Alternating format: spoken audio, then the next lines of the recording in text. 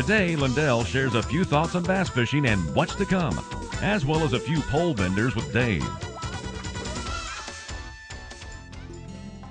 Today I'm out here fishing with Lindell Martin, BASS Touring Pro, and legend in the industry, I might add. Lindell, it's nice to fish with you today. Well, I appreciate it, Dave. I tell you what, it's not a better way to start out the morning than what we're doing right now, I don't think. A couple of 4-pounders to start off sure makes it nice, doesn't it? Oh, that's right.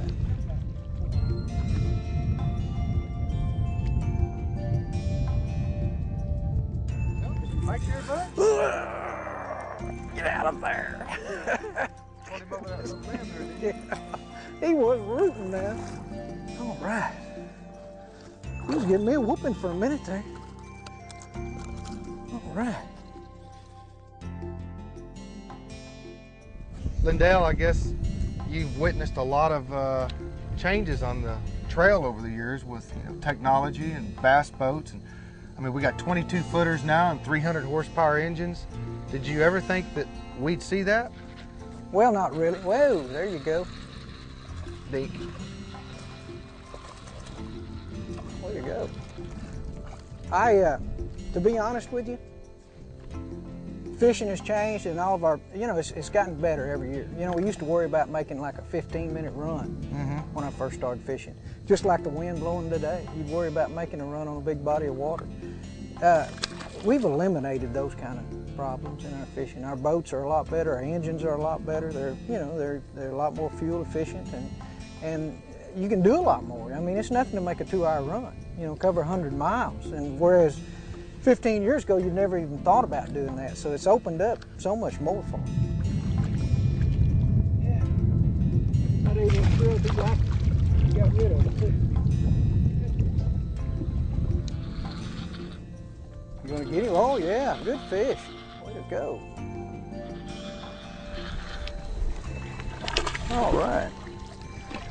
Lindell, you've got to have some what I call go-to baits that are really, you might even say confidence baits. Give me your top 3 baits. To be honest, the number one, to be honest with you, bite really gets tough, especially in the springtime and fall. It'd have to be a Cinco. I've probably won more money on that lure in the last 4 years than I have any bait that I've ever fished. Second bait would naturally be a spinner bait, and then my third would be a jig. And those 2 lures, I'm not saying that that's a lure that I actually would prefer all the time, but it's a lure that's consistent. I mean, it's a lure that you just don't lose very many fish on, both of those baits, and it's a lure that you're going to win some money on. And that, my job is to catch bigger fish and land them, and those 2 lures there in the Cinco would be my top 3 picks because of consistency and being able to land the fish that you're catching.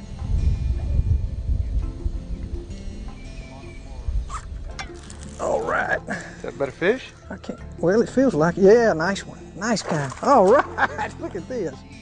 Right at the boat. Oh, right underneath the boat.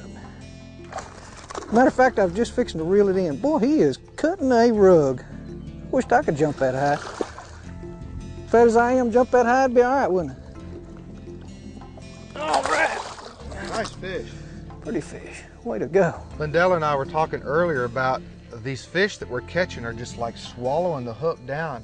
And we both kind of agree that we feel like what that means is there's other fish nearby. A lot of times they'll pick the bait up and you can feel them, there's a bite and you'll set the hook. But when you throw it out there and they swallow it down and then they just start racing off, cutting that line through the water, that's a very good indication that there's other fish nearby. So that's a little tip for you. You might want to, when they're swallowing it down, pull off that area and fish it a little bit more thoroughly.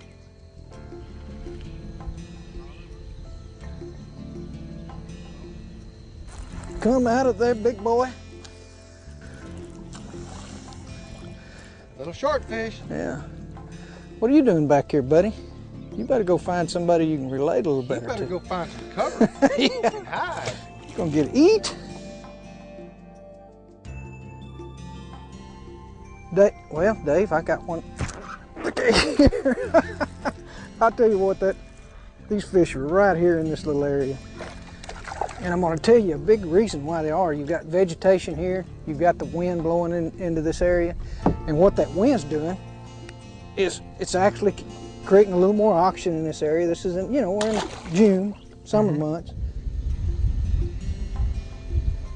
They were filming segments for the Outdoor Chronicles Tips and Tactics news features, and we're talking about how things have changed over the years.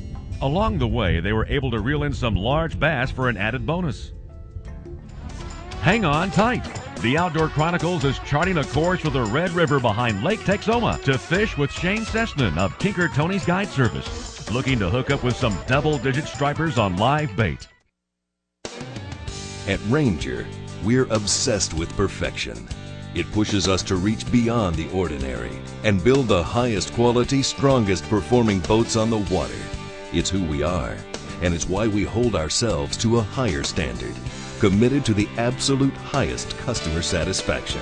After all, we love what we do, and after 38 years of leadership, it shows.